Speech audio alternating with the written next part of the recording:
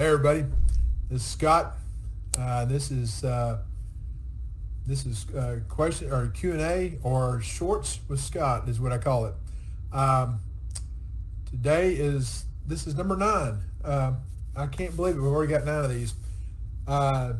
It is cold here in Texas. For my friends there in Canada, they're watching.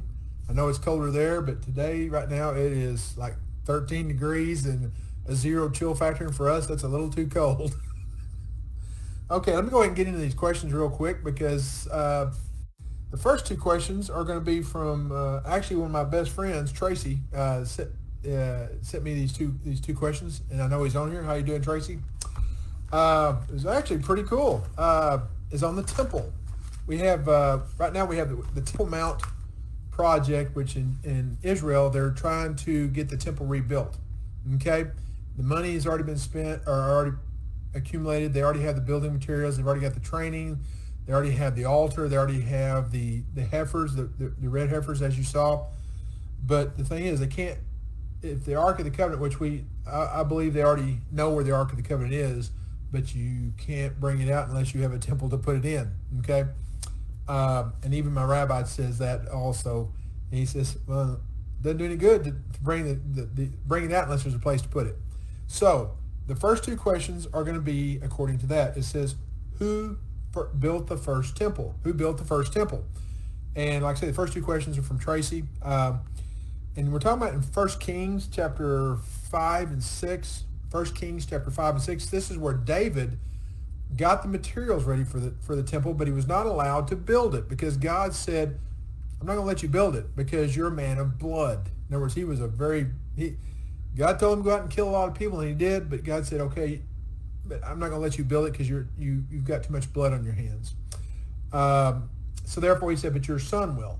Well, later here, Solomon's reign, 4 years into Solomon's reign, he was already had the materials, were already there from his father, the money, everything was there. So the temple was in a temporary dwelling from Moses, which went around for several hundred years. Well, now that temple, that the Ark of the Covenant was going to be put in a temple. Solomon's temple was better than the last one by far. It was because he had unlimited resources. So therefore, the first temple was built by Solomon, King David's son. Okay, so therefore, and that was 1,000, 1,200 years before, or like I want to say, well, the temple period was 1,200 BC to 586 BC. The 586 BC is when the Babylonians came in and destroyed it and took it over. Okay, so the answer to that question is Solomon built the first temple. 1 Kings chapter 5 and 6. Do we know where the location of the temple, of the old temple, was? Well, there's 2 different schools of thought. Mine is, I believe it's in the city of David. The reason why is up on the Temple Mount that they worship at the wall. There's a problem. One is Christ said every fulfilled prophecy out of the Old Testament said every stone that is left, there will not be a stone left upon another. They will all be cast down. And in 70 AD that happened, and in 73 AD they came and finished the job. The Roman Empire did. So the wall that's there isn't part of the temple, but the size of the Temple Mount would be the highest point in Jerusalem. That's where the Roman soldiers would be to be able to look down and have a military advantage. Plus, there were so many soldiers, they would need a large area to be able to camp out at. Plus, the barracks, as they call it, the buildings there they said were for the Roman soldiers, that they say that now it's too small, but it'd be big enough for slaves and for servants and for materials. Okay. Also, it says that there would be when the temple was destroyed, the ground would be plowed. The Temple Mount's never been plowed. And also, archaeology has shown in the city of David where we see plowed fields, but underneath the city of David there are altars and stations for sacrificing animals. There's blood grooves where the blood would run down and be washed out, because if you don't have a way to wash the blood out, then you would have a lot of problems with smell, insects, disease, sickness, because it would rot and decay. Well, there's a water source running through there. There's not a water source up on the Temple Mount. So therefore, my personal belief is that the temple is at the city of David and not on the Temple Mount. I think they're at the wrong spot, but it's not a point of contention. If we disagree, we're going to find out. But the thing is also, in the tribulation, if the temple is built before or after the rapture, if it's in the city of David, the Muslims aren't going to care. Okay, if they try to put it where the dome of the rock is, you're going to have a fight. So therefore, again, because of the archaeological evidence, because of all the evidence that's underneath the city that they're digging out, that the Israelis are digging out, and showing all these places where they could process animals after sacrifice, leads me to believe that's where the evidence and that's where it leads to. Okay. The next ones come from Amber. Hello, Amber. It says, are the Jewish people saved? If Orthodox, no. If Messianic, yes. Let me explain. We have, like, for instance, in Romans chapter 2, verse 11, Romans chapter 2, verse 11 says, God is no respecter of persons. He said, the Jewish people get saved the same way the Gentiles get saved. It's through faith in Christ alone. Because in John 14:6, Jesus, Yeshua, said, I'm the way, the truth, and the life. No one comes to the Father except through me. And that way you can't say, well, except for. He never said that. Christ says, I'm the only way to the Father. I'm the only way to heaven. So, are the Jewish people God's chosen people? You betcha. Whether they're saved or whether they're not, as a whole, the Jewish people are God's chosen people. God's chosen land is Israel, and his chosen city is Jerusalem.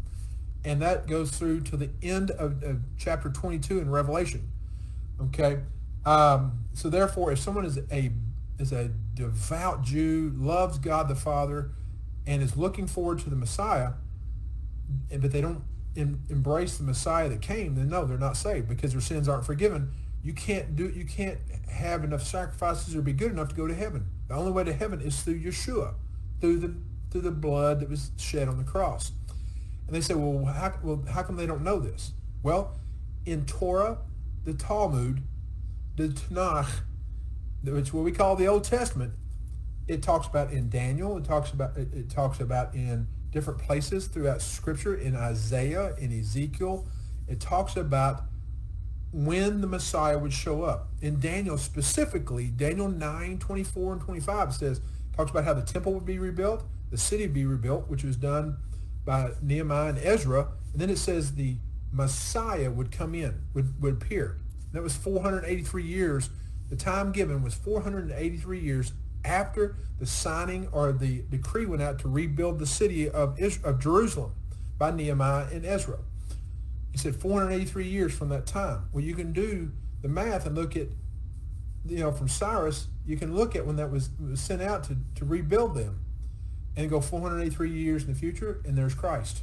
There's Yeshua that came in, the Messiah. So, that right there, it said, and the Messiah would come in, and then the Messiah would die for other people, would not die for his own sins, would pay for someone else's sins. And this is in Daniel 9:24. You can go through there are 5 prophecies in there, Daniel 9:24 through 27. There's going to be Isaiah 52 and 53. And those are just 2 places. And also says he would die for other people's sins. And it gives a time frame. David talked about it 1,000 years in advance. Isaiah talked about it 700 years in advance. And Daniel talked about it 483 years in advance. Those are just 3 places in the Old Testament that talk about the Messiah coming. Okay. And then it said that Israel would be dispersed after the death of the Messiah. And that's what happened in 70 A.D. Okay, so you can look at the Old Testament without the New Testament and find Jesus, find Yeshua. Matter of fact, the very first sentence of the Bible talks about him. In the beginning, God created the heavens and the earth. That's Yeshua. Okay, you can look at the study that I have on here, but I don't have time to go through that. But okay, and it says, was Jesus Jewish? That's an easy one. Okay, I like them. I like easy ones. Okay. In John, we have John 14:6, and he says, "I'm the way, the truth, the life. No one comes to the Father except through me." This is Jesus saying, "I'm Him. I'm God," and that's what Jesus said. He said, "I'm God," and he said, "I and the Father are the same. If you've seen me, you've seen the Father, because we are the same." Okay, Jesus was Jewish. And you're like, "Oh no, he was Christian." There was no such thing as Christianity. Christianity was a slur word against Christians, saying, "Well, there was the little Christ," and you have the people who follow people today will be called, like we used to have years ago before the cult leader of the Moonies.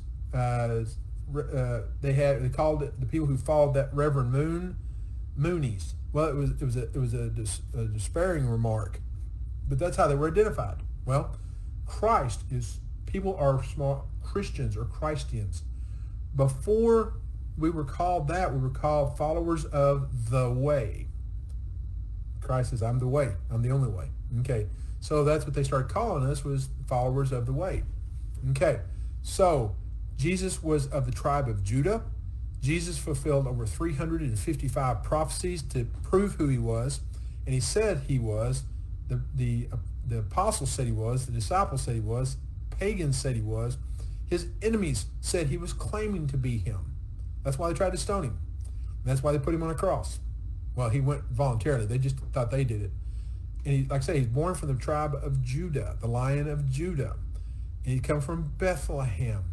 And he came, his stepfather, who was the one who stepped up and took responsibility for him, who was a seed of David, and so was his mother, his biological mother, and his stepfather were both from the line of David, from King David. So that fulfilled prophecy. Okay? So he was a Jew. He was a practicing Jew. He fulfilled all of the law perfectly, never sinned. So he was Jewish, according to his own words. So therefore, when Abraham was told by God, who was Jesus talking to him, he said, "I will curse those who curse you, and I'll bless those who bless you." And it wasn't just him. It wasn't just the man himself. He said, all of your descendants. And he said, the entire world will be blessed because of you, because of what's coming. Talking about not only the following of Abraham, Isaac, and Jacob's God, which is Yahweh, but also we're looking forward to the Messiah, Jesus, Yeshua. And Yeshua means God saves. God is our salvation. It's Joshua in English. Okay. It takes you about 30 seconds on Google to find that. It's not real hard. It's simple. So, thank you, Tracy, and thank you, Amber, for the questions. If you're wanting to send more questions or ask more questions about what I've spoken on in the last 9 weeks, just go to Pray5, that's P-R-A-Y, 5, the numerical 5, pray5org at gmail.com. That's pray5org at gmail.com. Or go to the website. It's called Pray5, pray, and again, the numerical 5.org, pray5.org. Okay? If you have any questions, please just send it. If you don't want me to say your name, I will never say your last name, okay? But if you don't tell me not to say your first name, then I'm going to go ahead and say John, or I'm going to say Amber, Tracy, Jonathan, whatever, and that way you know I got your question. Because if you're asking it, there's several people on here who are asking the same questions. Some of them are the same, and I just put those two together, so I can answer one question, and there's more than one person asking it. So I will see you next Thursday. Merry Christmas and Happy Hanukkah. I know I'm a little bit late on that, but Hanukkah is the Feast of Dedication. That's when the temple was, like we just talked about, was restored after it was destroyed, or it was decimated. There was the abomination of desolation then, which was a foreshadowing of what's going to happen. When the Maccabean revolt went in, and they only had 1 day of oil, and it burned for 8 days, and thus we have the 8 days of Hanukkah, or the Feast of Dedication. Even Jesus in John, was it John 11? I have to look it up again. It's been a while since, that means I need to look it up. Was on Solomon's porch, King Solomon's porch, on the Feast of Dedication. That's the only time it's mentioned with him. Okay, let me know what you think. Merry Christmas. Happy New Year. Well, I'll see you next week. I'll say Happy New Year then. See you then.